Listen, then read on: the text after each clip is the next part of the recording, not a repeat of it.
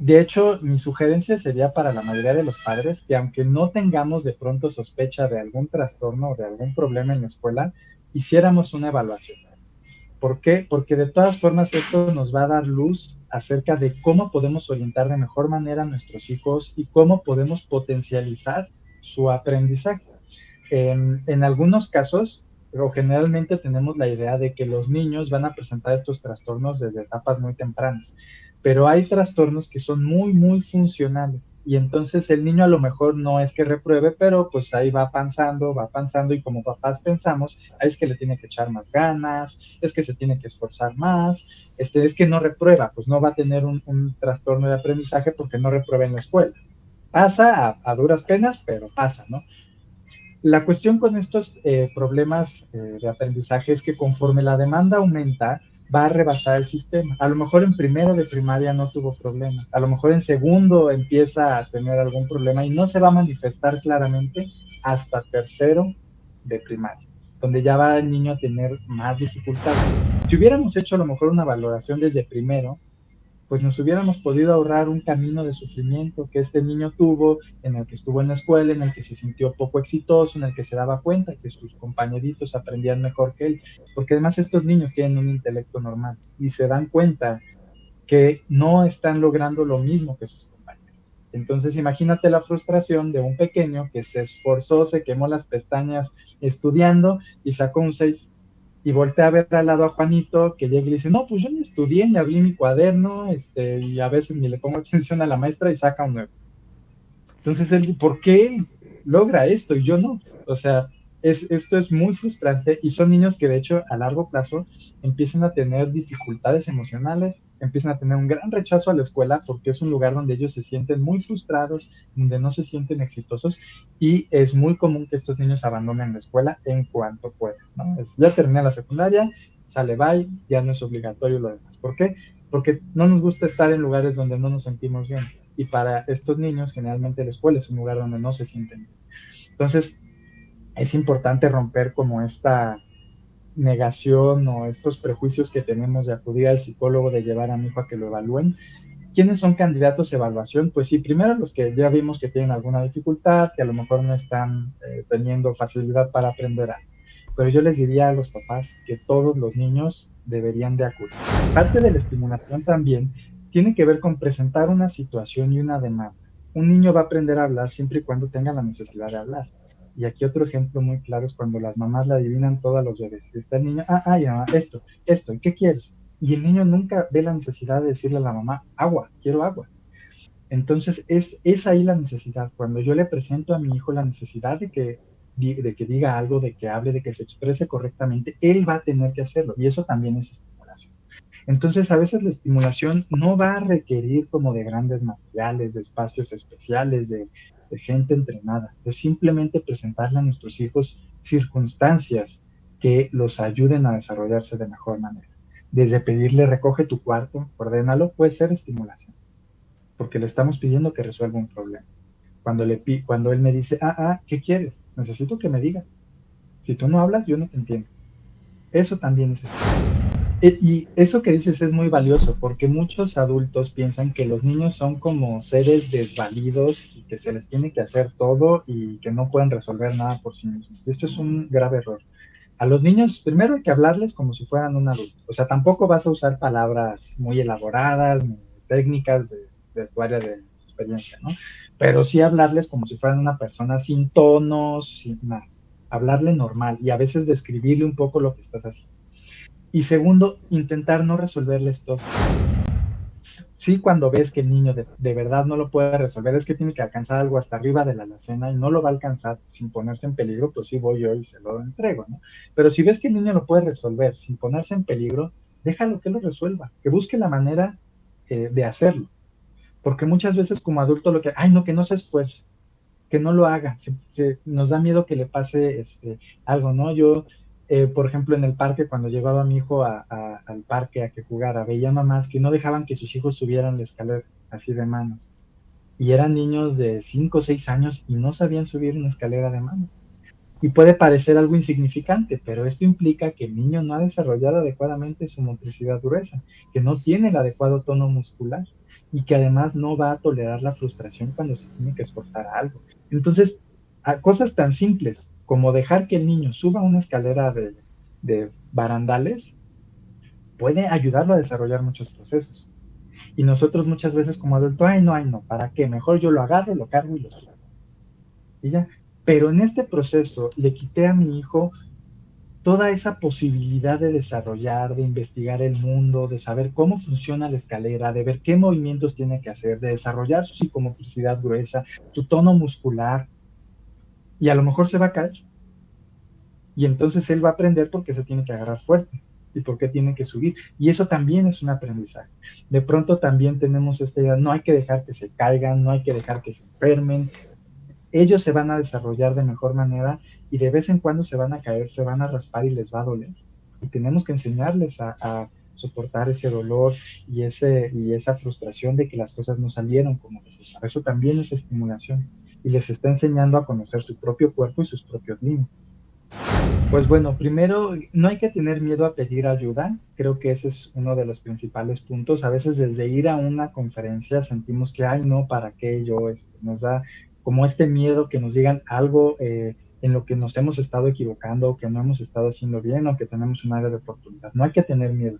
Ser papás, pues es una tarea bastante aterradora, bastante complicada, de tiempo completo, y es importante aprender a pedir ayuda, quitarnos este orgullo de pensar o de creer que yo estoy haciéndolo todo bien y que no me equivoco como padre, porque a veces sí lo estamos haciendo, nos estamos equivocando y necesitamos a alguien externo que nos diga, pues mira, en esto puedes mejorar o esto no es lo más adecuado. Estas conferencias que brindamos a la comunidad precisamente las hacemos con mucho cariño, con la intención de brindarles temas que nos hemos dado cuenta de alguna manera necesitan difundirse con mayor intensidad en las personas. Que a lo mejor sí puedo atender a 20 o 30 en el consultorio, pero a lo mejor con una conferencia puedo llegar a 100 a 200 personas en un rato y orientarlos para que vayan a conseguir la ayuda que necesitan. Entonces, mi sugerencia es esa. Primero, no tengan miedo a pedir ayuda, no tengan miedo a ir a una conferencia. A lo mejor escuchas algo que necesitas. A lo mejor sales de la conferencia y dices, hago todo bien, soy perfecto. No lo sé, pero no tengas miedo de ir. No tengas miedo de aceptar a lo mejor que te estás equivocando en algo.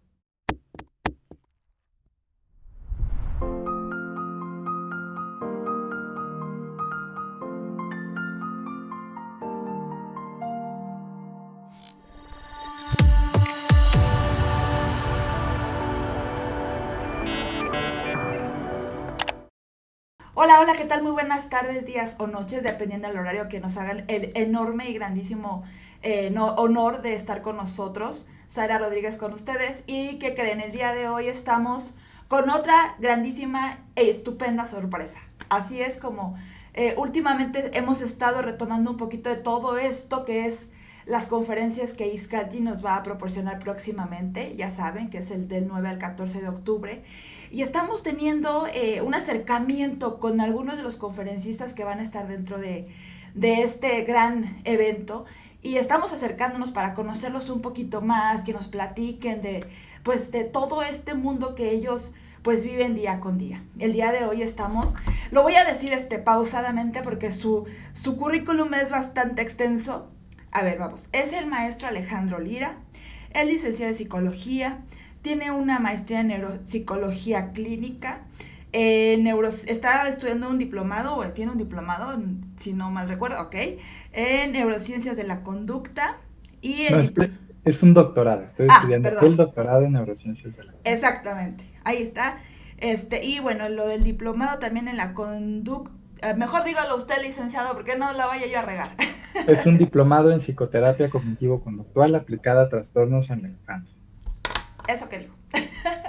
Muy bien, doctor, muy buenas tardes. Ay, a todo el mundo le digo doctor, pero bueno, licenciado, dígame, ¿cómo quiere que le diga? Muchas gracias por este pequeño espacio, de verdad. Y pues bueno, me gustaría muchísimo que empezáramos con esta parte de que lo conociéramos un poquitito. ¿Quién es Alejandro? ¿Por qué le llamó la atención estudiar todo este mundo de la psicología y demás? Me gustaría muchísimo que empezáramos con esto. Pues bueno, como ya dijiste, soy Alejandro Lira. Soy psicólogo desde pues que era muy joven, me interesaba acerca de estos temas relacionados con la mente de las personas, por qué las personas actúan de cierta forma, por qué hay personas pues que pueden llegar a tener ciertas, a lo mejor enfermedades o ciertos problemas relacionados más bien con su propia mente que con algún malestar físico. Ya cuando estaba en la carrera, pues una de las primeras materias que tenemos los psicólogos es generalmente conocida como bases biológicas del comportamiento, bases biológicas de la conducta, ¿no? Que básicamente vemos un poco acerca de esta relación entre el cerebro y nuestra conducta. Y pues desde ahí me empezó a generar una gran curiosidad y gusto, más por este tema acerca del cerebro y nuestra conducta que por pues otras cuestiones un poco más subjetivas, que no les quito valor, pero a mí me gustó pues otra área, ¿no? Que es más relacionada con la ciencia. Es por eso que decido estudiar neuropsicología clínica cuando termino la carrera, que es la maestría en la UNAM. Y pues bueno, ya eso tiene algunos años. Siempre tuve como este deseo de estudiar y continuar estudiando. Como cuando eres psicólogo, una parte muy importante es continuar preparándote. La mente humana pues es algo que está en constante movimiento y crecimiento y va muy en relación a cuestiones sociales y culturales que también están en movimiento. Entonces no nos podemos quedar estáticos pensando, ay, como estudié la carrera hace algunos años, pues sigo sabiéndolo todo, ¿no? Al contrario, las cosas van cambiando y nosotros tenemos que ir evolucionando junto con la sociedad y junto con el mundo. Entonces es importante mantener pues esta actualización. Antes de estudiar o de ingresar al doctorado, estudié este diplomado en psicoterapia cognitivo-conductual. Y bueno, como neuropsicólogo clínico, yo me he enfocado más bien al tratamiento de niños, a evaluación y tratamiento de niños con algunos trastornos del neurodesarrollo. Que eso suena muy feo y muy grave, ¿no? Suena de pronto como si estuviéramos desahuciando a alguien, Sí, de hecho pero sí. no es tan feo, ¿no? Es algo cuando hablamos a lo mejor de un TDA, que es trastorno por déficit de atención, una dislexia, discalculia, niños que tienen dificultades para aprender en la escuela y cuestiones similares. Sí hay otras cosas un poco más graves, pero estos son lo que generalmente tratamos porque estadísticamente es más común, ¿no? Y parte de estos trastornos conlleva generalmente algunas cuestiones conductuales que también hay que atender. Y a veces, pues, desde la perspectiva de la neuropsicología nos podemos quedar un poco cortos en el tratamiento de esta parte conductual. Y es por eso que, pues, estudio esta parte del diplomado en psicoterapia cognitivo-conductual, ¿no? También para, pues, tener más herramientas para ayudar a estos niños y principalmente a sus familias también a apoyarlos. Para las personas que no lo sepan y que están del otro lado, ¿cuál es la diferencia de un psicoterapeuta, un psicólogo, a un neuropsicólogo clínico? Bueno, el psicoterapeuta va a atender los aspectos emocionales de la persona, eh, que son bastante importantes. Va a atender estos trastornos más bien relacionados con su mundo interno, con sus emociones. Mientras que el neuropsicólogo va a atender estos trastornos que se relacionan más con el funcionamiento de su cerebro. Por ejemplo, un niño que no está logrando aprender a leer y escribir, a veces es por una cuestión emocional, se resuelve la situación emocional y puede ya continuar con su aprendizaje. En ocasiones no es porque tenga un problema emocional, es porque su cerebrito no está logrando aprender a hacer algo que tendría que aprender a hacer por sí mismo. Y entonces hay que apoyarlo a enseñarle de otras formas a que logre estos aprendizajes que son necesarios. También, por ejemplo, en otros trastornos como el déficit de atención, de manera básica, pues vamos a tener un problema de atención. Entonces hay que buscar la manera de que estos procesos cognitivos o mentales del niño pues se desarrollen de mejor manera para que los problemas que pueda presentar en la escuela y en su vida diaria sean menos de los que está presentando, ¿no? Y pueda tener una vida más funcional e independiente. O sea que cualquier, bueno, no cualquier, sino más bien un papá que ahorita en estos momentos que está escuchando esta conversación, esta plática, si tiene a lo mejor algún niño con algún tipo de, que sea a lo mejor muy berrinchudo, por así decirlo, una palabra muy coloquial. Podría ser, o bueno, a lo mejor y tal vez que tenga muchos problemas en la escuela porque el niño a lo mejor y no me gusta usar esta palabra, nomás no, por más que le dices, no le entran las palabras ni las letras ni nada. Esto puede ser porque tiene algún tipo de trastorno y hay que, ahora sí que encaminarlo hacia un especialista como usted. Mira, las dos situaciones que presentas son muy valiosas, porque si lo analizáramos desde una perspectiva a lo mejor psicoterapéutica, pues se podría pensar que hay alguna cuestión emocional que esté impidiendo que el niño aprenda o que el niño controle sus berrinches. Desde la neuropsicología, también podríamos darle una explicación. No es una relación causal, no es que te diga, sí, es que si no está aprendiendo, seguramente tiene un trastorno. Puede ser también una cuestión emocional, puede ser una cuestión de dinámica familiar, estimulación, pueden ser diferentes situaciones. Yo te diría que en estos dos casos que tú me planteas, eh, sí sería necesario realizarle una valoración neuropsicológica, una evaluación. Esto nos va a encaminar para saber si es un problema emocional o si es un problema cognitivo. De hecho, mi sugerencia sería para la mayoría de los padres que aunque no tengamos de pronto sospecha de algún trastorno o de algún problema en la escuela, hiciéramos una evaluación. ¿Por qué? Porque de todas formas esto nos va a dar luz acerca de cómo podemos orientar de mejor manera a nuestros hijos y cómo podemos potencializar su aprendizaje. En algunos casos, pero generalmente tenemos la idea de que los niños van a presentar estos trastornos desde etapas muy tempranas, pero hay trastornos que son muy, muy funcionales y entonces el niño a lo mejor no es que repruebe, pero pues ahí va avanzando y como papás pensamos, es que le tiene que echar más ganas, es que se tiene que esforzar más, es que no reprueba, pues no va a tener un trastorno de aprendizaje porque no reprueba en la escuela. Pasa a duras penas, pero pasa, ¿no? La cuestión con estos problemas de aprendizaje es que conforme la demanda aumenta, va a rebasar el sistema. A lo mejor en primero de primaria no tuvo problemas, a lo mejor en segundo empieza a tener algún problema y no se va a manifestar claramente hasta tercero de primaria, donde ya va el niño a tener más dificultades. Si hubiéramos hecho a lo mejor una valoración desde primero, pues nos hubiéramos podido ahorrar un camino de sufrimiento que este niño tuvo, en el que estuvo en la escuela, en el que se sintió poco exitoso, en el que se daba cuenta que sus compañeritos aprendían mejor que él, porque además estos niños tienen un intelecto normal y se dan cuenta que no están logrando lo mismo que sus compañeros. Entonces imagínate la frustración de un pequeño que se esforzó, se quemó las pestañas estudiando y sacó un 6 y voltea a ver al lado a Juanito, que llega y le dice, no, pues yo ni estudié, ni abrí mi cuaderno, y a veces ni le pongo atención a la maestra y saca un 9. Entonces, él, ¿por qué él logra esto y yo no? O sea, esto es muy frustrante y son niños que de hecho a largo plazo empiezan a tener dificultades emocionales, empiezan a tener un gran rechazo a la escuela porque es un lugar donde ellos se sienten muy frustrados, donde no se sienten exitosos y es muy común que estos niños abandonen la escuela en cuanto puedan, ¿no? Ya terminé la secundaria, sale bye, ya no es obligatorio lo demás. ¿Por qué? Porque no nos gusta estar en lugares donde no nos sentimos bien y para estos niños generalmente la escuela es un lugar donde no se sienten bien. Entonces es importante romper como esta negación o estos prejuicios que tenemos de acudir al psicólogo, de llevar a mi hijo a que lo evalúen. ¿Quiénes son candidatos a evaluación? Pues sí, primero los que ya vimos que tienen alguna dificultad, que a lo mejor no están teniendo facilidad para aprender algo. Pero yo les diría a los papás que todos los niños deberían de acudir. Es que Y ven, ay, perdón, perdón. Y ya que el neuropsicólogo nos diga, a veces nos van a decir, no, tu hijo no tiene nada, perfecto, lo estás haciendo muy bien, sigue así, y a veces puede que te digan sin que te hayas dado cuenta, tu hijo tiene alguna dificultad, es importante que la atendamos. Y es mejor, porque todavía ni nos habíamos dado cuenta y el niño todavía no está teniendo esos problemas que seguramente en algún momento va a empezar a tener. Y es que es bien difícil porque creo yo, mucha gente lo que hace es pues un poquito como hasta hacerle un poquito de bullying, tanto en la escuela como dentro del entorno familiar, en lugar de estar como un poquito darle un poco de enfoque del por qué están sucediendo este tipo de conductas.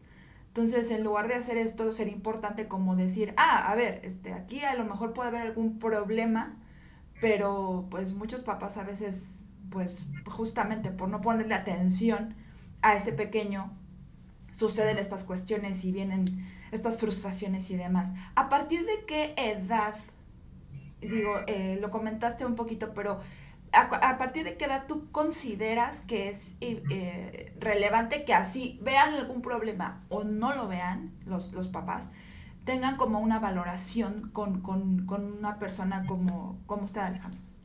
Bueno, si estamos viendo algún problema, hemos evaluado desde niños que tienen a lo mejor meses o 1 o 2 años de edad, ¿no? Que es importante, que si en esos periodos vemos alguna dificultad en su desarrollo, sí o sí acudamos. Si no hemos visto ningún problema y lo queremos como evaluar para saber si pudiera haber algo, eh, alrededor de los 5 o 6 años de edad es una excelente edad, antes de que los niños entren a la primaria, cuando están en Kinder 3 o cuando están en un grado que por aquí hay de pronto, que es Pre-First, que es como un cuarto año de Kinder, es una excelente edad. ¿Por qué? Porque todavía no tienen esta demanda académica tan fuerte que va a ser en la primaria y ya podemos evaluar diferentes procesos, tanto de aprendizaje como cognitivos y de funcionamiento ejecutivo. Entonces, entre los 5 y 6 años, justo antes de entrar a la primaria, es un excelente momento para que hagamos una valoración. Si vemos antes algún problema, alguna dificultad, o el pediatra nos dijo es que algunos comportamientos los está presentando un poco tarde, es el momento ideal. Así tenga 6 meses, un año el niño, hay que llevarlo a la valoración, porque podríamos prevenir algunas situaciones. Así es. Y solamente se enfoca en la parte de niños, quiero entender. También evalúo adultos, bueno, adolescentes y adultos, principalmente mi trabajo ha sido con niños, sin embargo, también se trabaja con adultos y con adolescentes. Dependiendo de la etapa de vida, los trastornos suelen ser distintos. En la infancia y en la adolescencia generalmente es todo esto relacionado con el aprendizaje. Ya hacia la adultez y la senectud, las situaciones cambian. Generalmente en la adultez se va a relacionar más con algunos otros trastornos como traumatismos craneoencefálicos, que de pronto tienen algún accidente, alguna caída y se golpearon fuertemente la cabeza, pues hay que evaluar qué es cuál fue el daño posterior a estas enfermedades. A veces hay algunas otras patologías que pues, no vale de pronto mucho la pena destacar cada una, ¿no? Pero conforme vamos avanzando en la vida, se pueden ir presentando diferentes enfermedades, ¿no? Por ejemplo, infartos cerebrales, también que en cierta edad empezamos a tener mayor riesgo, y ya más hacia la senectud es más general las demencias. Empecemos a evaluar por demencias como pueden ser el Alzheimer o el Parkinson, que son de las más comunes. Si algún niño o algún adolescente tiene algún problema ya más literal como de conducta en cuestión de que tuvo algún trauma, también lo podrían canalizar con alguien como usted. Si con trauma te refieres a una cuestión emocional, porque para nosotros trauma podría ser, por ejemplo, un golpe, no es un Ah, ok, ok. traumatismo. Sí. Es importante valorarlo. ¿Por qué? Muchas veces pensamos, ay, es que de pronto sucedió esto en la familia, a lo mejor un fallecimiento y a partir de ahí cambió su conducta y empezó a pegar o empezó a tener ciertas cuestiones conductuales en la escuela, ¿no? Que es muy común. Y la asunción más común que tenemos es que es un problema emocional, porque lo podemos relacionar a lo mejor con una cuestión específica. A veces lo que sucede es que teníamos un problema subyacente que estaba controlado y de pronto la situación emocional puede provocar que este problema que estaba de alguna manera latente se desarrolle. Entonces, aunque pensemos que puede ser más bien una situación emocional, es importante realizar la valoración neuropsicológica porque a lo mejor esa situación emocional lo que hizo fue detonar otra cosa. Y entonces, aunque tenga un excelente terapeuta emocional, no vamos a solucionar su problema conductual porque el problema está en otra parte, hay otro problema de base, que sí va a ser importante la terapia emocional, sin embargo, no va a ser la única solución a su problema. Vamos a tener que llevar un tratamiento pues más, ay, Global, por así mencionarlo exactamente, más. Eh, exactamente. les comento esto porque yo sé que a lo mejor del otro lado me van a llenar de preguntas o nos van a llenar de preguntas de, oye, dile esto, oye, platícale, es que quiero saber ese. Poco a poco vamos a estar, ahora sí que quiero presentárselos porque poquito a poquito vamos a estar haciendo videos con algún tipo de información en específica. Pero en esta cuestión me gustaría muchísimo que ustedes nos vayamos como acercando un poquito a cada uno de ellos, de los conferencistas y personas que son parte de Iscalti. Doctor, bueno, más bien licenciado, ¿sí le puedo decir doctor o licenciado, Maestro, maestro? Ok, maestro, dentro de Iscalti nos gustaría un poquito, de forma global, yo quiero entender que esto que nos está comentando es parte de lo que hacen dentro de, pero nos gustaría que nos platicara un poquito del el área en donde ustedes en este caso se desarrolla. Bueno, pues primero, como tú dices, el área clínica, que ya explicamos un poquito qué es lo que hacemos. Y segundo, otra función importante que tengo en Scalpi es apoyar a la difusión de los servicios de neuropsicología. En México, la neuropsicología, pues todavía es una rama que está un poco en pañales, un poco desconocida por la gente. No es porque no sea una rama bien desarrollada, sí es muy bien desarrollada y en otras partes del mundo muy difundida. El problema en México es que no estamos muy difundidos entre la gente, por lo tanto, las personas no saben de pronto con quién acudir cuando tienen cierta situación. Incluso las escuelas, muchos psicólogos escolares ni siquiera saben que existe la neuropsicología y de pronto cuando tienen ciertas situaciones en el salón de clases no saben a quién mandar a este niño, entonces están buscando a ver a dónde mandarlos para la atención adecuada. Entonces, una de mis funciones precisamente es apoyar en la difusión de esto para que más personas conozcan qué es la neuropsicología, qué es lo que hace la neuropsicología y pues puedan acceder a estos servicios y saber cuándo es que tienen que acudir a un servicio de... Pues ahí está, para que ustedes también sepan que dentro de Iscalti están estos puntos, esta información que de verdad es de muchísima ayuda, de muchísimo valor, porque a lo mejor la atención adecuada puede ayudar a que un niño pueda desarrollarse de alguna manera pues mejor, porque pues a veces los papás no estamos como muy en nuestro rollo y no le ponemos atención a esas cuestiones que aunque son mínimas, pueden decir muchísimo de un niño. Yo sé que el maestro Alejandro está súper, ahora sí que atareado, pero me gustaría un poquito, ya después tendremos oportunidad de platicar un poquito más respecto a esto, pero viene una conferencia del 9 al 14 de octubre en donde en donde el maestro va a dar una conferencia. Por favor, ¿nos podría explicar un poquito respecto a esto? El tema se llama la estimulación cognitiva y emocional de niños y adolescentes, un despertador natural de su potencial. ¿Nos podría hablar un poquito de esto, por favor? Bueno, es importante, aquí el objetivo de nuestra conferencia es un poco instruir y analizar con los padres de familia, el papel que tienen en la estimulación cognitiva y desarrollo de sus niños y adolescentes. Esto es bien importante, porque de esta manera podemos potencializar sus habilidades y su bienestar emocional.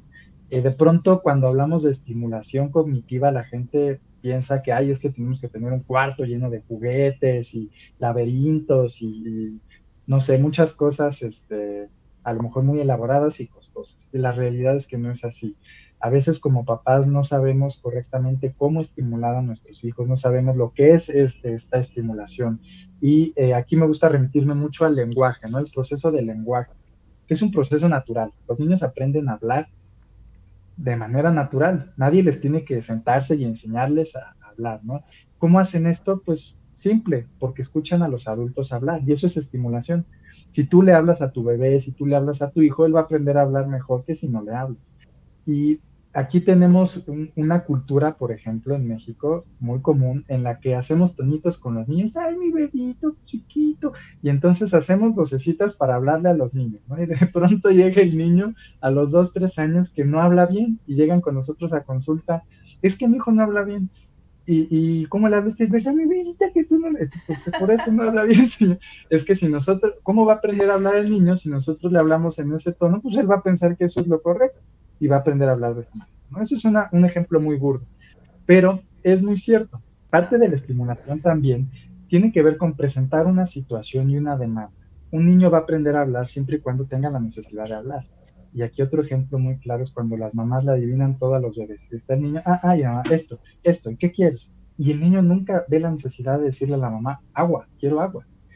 Entonces, es ahí la necesidad. Cuando yo le presento a mi hijo la necesidad de que diga algo, de que hable, de que se exprese correctamente, él va a tener que hacerlo. Y eso también es estimulación. Entonces, a veces la estimulación no va a requerir como de grandes materiales, de espacios especiales, de gente entrenada. Es simplemente presentarle a nuestros hijos circunstancias que los ayuden a desarrollarse de mejor manera. Desde pedirle recoge tu cuarto, ordénalo, puede ser estimulación porque le estamos pidiendo que resuelva un problema. Cuando él me dice, ¿qué quieres? Necesito que me diga. Si tú no hablas, yo no te entiendo. Eso también es estimulación. Entonces, presentar estas situaciones que obliguen a nuestros hijos a desarrollarse y a desarrollar estas habilidades cognitivas los va a ayudar bastante, bastante a futuro. Acaba de mencionar algo muy importante porque conozco, ahora sí que el amigo de un amigo, hace muchos años, donde justo conocí a una persona, ¿no? Que no hablaba bien, no hablaba bien y buscaban y decían y me acuerdo que la mamá de esa personita, ya estaba muy preocupada y hasta que llegó con un especialista hace muchos años y le dijo la especialista, a ver, señora, lo que tiene su hijo es que está demasiado consentido. Por eso no habla, por eso no responde a lo que usted quiere, porque el niño está demasiado consentido. Y así como estas situaciones, yo creo que quiero entender que muchas personas del otro lado que están viendo esto pasan así, porque creemos que a lo mejor tratando muy chiquiadamente a un niño es la manera correcta, cuando pues es todo lo contrario, a lo mejor y no tratarlos como un adulto como tal, pero sí como un adultito acorde a su mentalidad. Estoy... Exactamente. Y eso que dices es muy valioso porque muchos adultos piensan que los niños son como seres desvalidos y que se les tiene que hacer todo y que no pueden resolver nada por sí mismos. Esto es un grave error. A los niños primero hay que hablarles como si fueran un adulto. O sea, tampoco vas a usar palabras muy elaboradas ni técnicas de tu área de experiencia, ¿no? Pero sí hablarles como si fueran una persona sin tonos, sin nada. Hablarle normal y a veces describirle un poco lo que estás haciendo. Y segundo, intentar no resolverles todo. Sí, cuando ves que el niño de verdad no lo puede resolver, es que tiene que alcanzar algo hasta arriba de la alacena y no lo va a alcanzar sin ponerse en peligro, pues sí voy yo y se lo entrego, ¿no? Pero si ves que el niño lo puede resolver sin ponerse en peligro, déjalo que lo resuelva, que busque la manera de hacerlo. Porque muchas veces como adulto lo que, ay, no, que no se esfuerce, que no lo haga. Nos da miedo que le pase algo, ¿no? Yo, por ejemplo, en el parque, cuando llevaba a mi hijo al parque a que jugara, veía mamás que no dejaban que sus hijos subieran la escalera así de manos. Y eran niños de 5 o 6 años y no sabían subir una escalera de manos. Y puede parecer algo insignificante, pero esto implica que el niño no ha desarrollado adecuadamente su motricidad gruesa, que no tiene el adecuado tono muscular y que además no va a tolerar la frustración cuando se tiene que esforzar a algo. Entonces, a cosas tan simples como dejar que el niño suba una escalera de barandales puede ayudarlo a desarrollar muchos procesos. Y nosotros muchas veces como adultos, ay no, ¿para qué? Mejor yo lo agarro, lo cargo y lo subo. Y ya. Pero en este proceso le quité a mi hijo toda esa posibilidad de desarrollar, de investigar el mundo, de saber cómo funciona la escalera, de ver qué movimientos tiene que hacer, de desarrollar su psicomotricidad gruesa, su tono muscular, y a lo mejor se va a caer. Y entonces él va a aprender por qué se tiene que agarrar fuerte y por qué tiene que subir. Y eso también es un aprendizaje. De pronto también tenemos esta idea, no hay que dejar que se caigan, no hay que dejar que se enfermen, ellos se van a desarrollar de mejor manera y de vez en cuando se van a caer, se van a raspar y les va a doler. Y tenemos que enseñarles a soportar ese dolor y esa frustración de que las cosas no salieron como les gustaba. Eso también es estimulación y les está enseñando a conocer su propio cuerpo y sus propios límites. O sea que, porque lo he escuchado cuando dicen los papás, yo le voy a dar lo que a mi hijo, más bien yo le voy a dar lo que a mí me faltó o lo que yo no tuve. Eso podría ser algo negativo. Si no lo sabemos encaminar, sí, por supuesto que va a ser algo negativo. Eh, Finalmente educamos niños que aprenden que van a obtener todo solo por pedirlo, que no aprenden a tolerar la frustración. Y un día, Dios no quiera, papá y mamá no van a estar y ellos van a tener que obtener sus cosas por su propio esfuerzo. ¿Y qué va a pasar cuando alguien les diga, no, a mí no me parece, o aquí no te voy a contratar, o aquí no vas a hacer, no vas a actuar de esta manera? Y en su vida jamás les enseñaron a respetar estas reglas y estos límites y a desenvolverse de cierta forma o a resolver problemas. ¿Qué va a pasar cuando se le presenta un problema en la vida y él no aprendió a resolverlo? Wow. Aquí la importancia de que todo lo que los niños, y sí es cierto, todo lo que los niños, no, ahora sí que los niños son el reflejo de lo que ven en casa, es muy cierto. Y la parte de que las abuelitas a veces decían, digo mi mamá siempre hay una frase que dice, a veces queremos tanto a los hijos que les podemos hacer daño. Y puede ser cierto. En nuestro afán a lo mejor de que les demos todo lo bonito y lo rosa y lo guau, podemos hacerles a lo mejor un poquito de daño. Y es por eso que la importancia de este tipo de eventos, de este tipo de conferencias, en donde vamos a hablar un poquito sobre esto y vamos a detallarlo. ¿Está ahí en lo correcto, maestro? Así es, ya en la conferencia pues lo hablaremos un poquito más a detalle. Aquí no tenemos tanto tiempo como Sí, para claro, claro. No, no, no, dar digo, ¿para qué es? todo. Pero es como una pequeña probadita de lo que se va a platicar, de lo que va, ahora sí que van a comentar respecto a esto.